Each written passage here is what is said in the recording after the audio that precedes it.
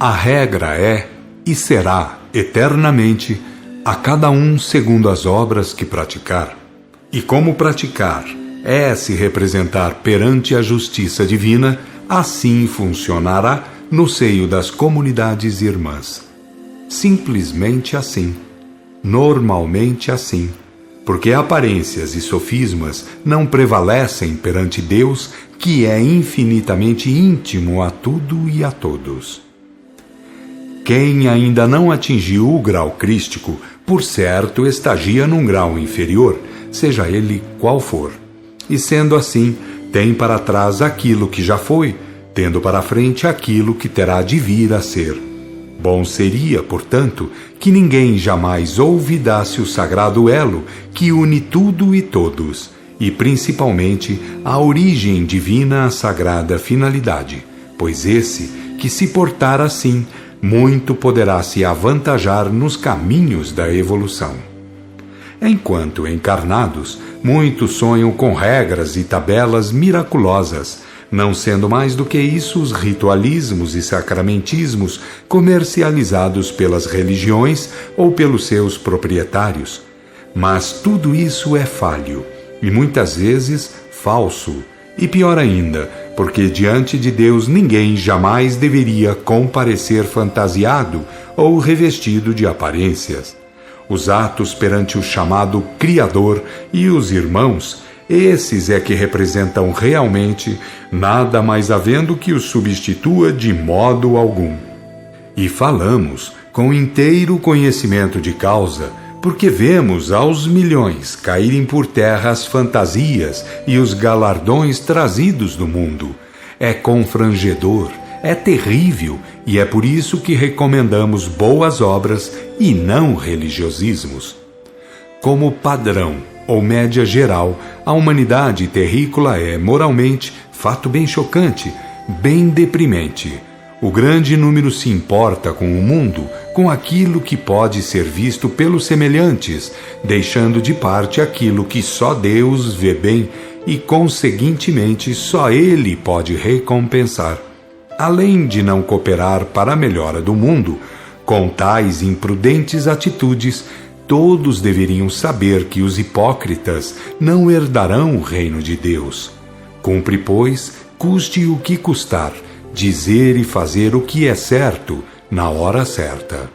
Do ponto de vista doutrinário fundamental, todos deveriam saber o seguinte: para efeito de autoconduta, que jamais alguém poderá atingir os altos planos da erraticidade e muito menos o grau crístico sem enfrentar situações decisivas, sem ter que tomar medidas de fato em certas horas.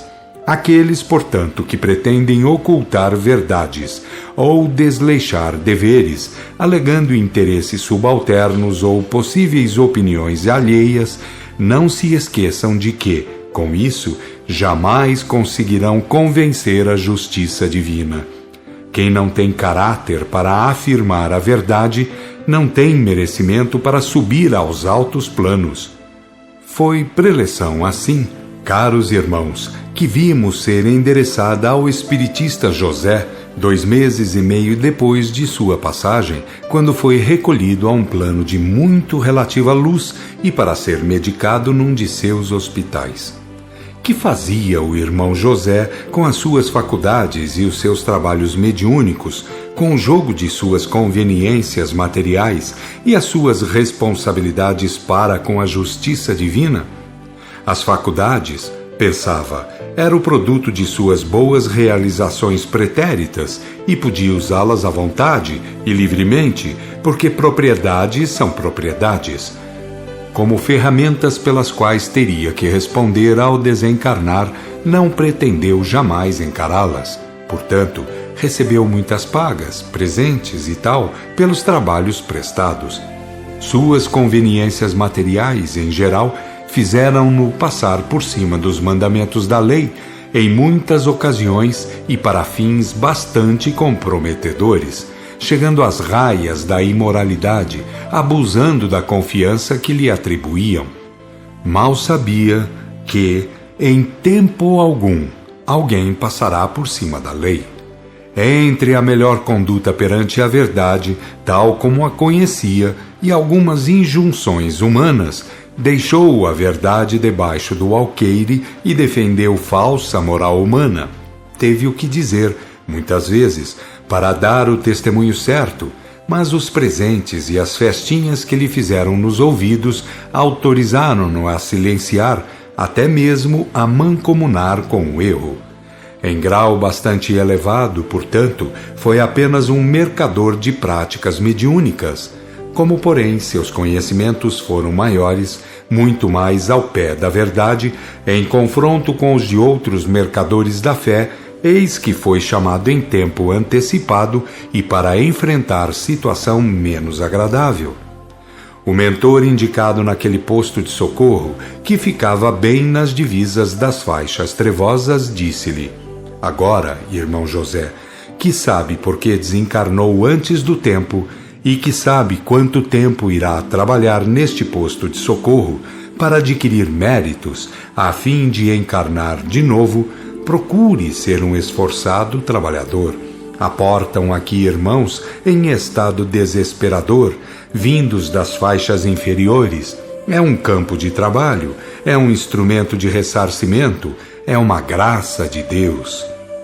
Entristecido, José perguntou: não voltarei ao meu antigo plano de vida antes de reencarnar? Não. Tal é a ordem que está no seu relatório.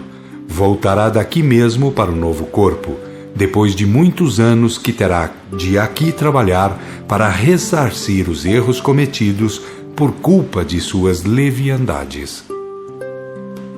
José pertencia a um plano muito mais elevado, ninguém poderia negar o fato, mas ao mais conhecedor, mais será exigido. É muito fácil ler o que se encontra na lei de Deus, no código de conduta. É muito fácil ler sobre a significação do divino exemplo do Cristo. Porém, muito mais fácil é acreditar nos próprios conceitos, exaltando os próprios méritos, pensando que a justiça divina é apenas um sócio igual e nada mais, com quem se pode discutir à vontade e talvez até mesmo desfazer o compromisso. A honra do profeta está no compromisso para com a verdade, o amor e a virtude, que são acima de religiosismos e conchavismos humanos quaisquer. Para ser apenas um mercador de posições e vantagens, aparências e rótulos, o céu não remete ao plano carnal criaturas com salientes faculdades medianeiras. Quando José saía, levado por um outro servidor para iniciar longos anos de trabalho árduo naquele posto de socorro, o mentor indicado comentou: em nenhuma parte do mundo o Consolador restaurado atingiu a amplidão que atingiu no Brasil, a Atlântida redescoberta, o rincão que encabeçará o movimento espiritual da nova era, entregando a humanidade a um nível muito mais elevado na ordem vibratória. Mas é pesaroso dizer que todas as horas recebemos elementos de volta cujos índices estão muito longe do esperado. Sempre desejando saber, perguntei: por que, bondoso irmão? Ele invadiu o meu ser todo com aquele penetrante olhar para depois responder com um profundo acento de mágoa na entonação da voz. Eu, pelo menos eu, que também errei no mesmo sentido, tenho certeza de que o maior dos males, irmão Arthur, é a mania de querermos doutrinar os outros, enquanto deixamos para trás a própria noção de conduta. Foi um médio relapso?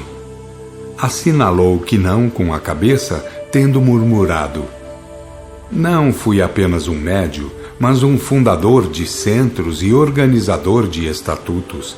Cuidei muito dos templos de matéria e não soube compreender muito bem os templos espirituais. Fixei programas para várias casas, mas não tracei melhor conduta para mim mesmo em face da lei de Deus e do divino exemplo do Cristo, daquele divino homem que fugiu dos templos e foi praticar a santa vida exemplar entre as gentes, até a hora de ser preso, espancado, falsamente julgado, insultado de todos os modos e, por fim, crucificado. Tudo isso faz pensar muito, disse-lhe eu. Levantou ele a cabeça, fitou-me bem e aduziu. A humanidade não precisa de mais umas igrejinhas, irmão Arthur. Não é a falta de outras modalidades clericais que o mundo reclama para aquelas modificações que visam entregá-lo a plano superior de vida, sem que cada um se compenetre da edificação pessoal no seio da verdade maior.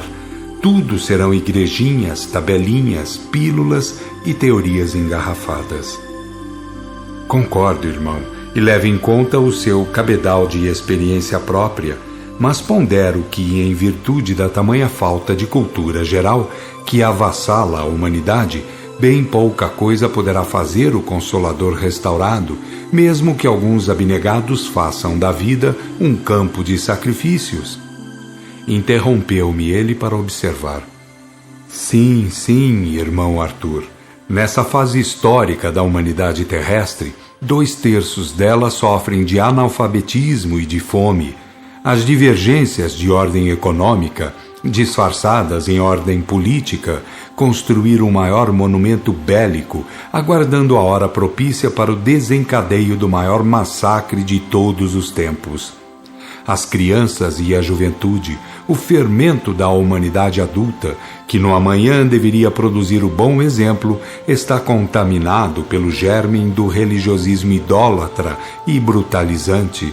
E enquanto isso, os representantes do Consolador restaurado só sabem fundar igrejinhas, pensar em filas de necessitados nas festas de fim de ano, repetir dentro de centros as sentenças do Cristo e, como iguais, formarem na rançosa coluna dos que acham que Deus deve providenciar as reformas sociais da humanidade.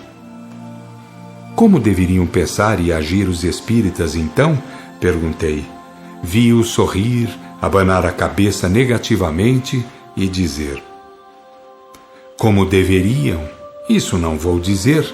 Mas eu sei que uns fundam igrejinhas e tabelinhas para serem os de cima, e outros procuram as igrejinhas e as tabelinhas para terem onde e com quem passar umas horas, ou para pretenderem que os espíritos lhes consertem a vida. As grandes reformas íntimas e as necessárias reformas sociais, em termos cristãos, e isso dá muito trabalho. Já não digo que custe martírios, como em outros tempos, pois se assim fosse, os tais modernos profetas abandonariam a arena antes de haver perigo. Tudo, portanto, irmão Arthur, é questão de tirar proveitos pessoais, e o reino de Deus, que é questão de verdade e não de acomodações religiosas, também para os espiritistas já deixou de ser importante, para ser apenas um item do vasto programa da vida medíocre. Eu e 2 outros que fôramos entregar José aquele plano e posto de socorro, fomos logo embora, levando nos ouvidos aquelas palavras candentes, aqueles agravantes conceitos. Como cada um pensa como pode, e não como quer, e tem dentro de si os seus problemas a resolver, melhor julgamos registrar os fatos sem ajuizar sobre os seus méritos ou deméritos.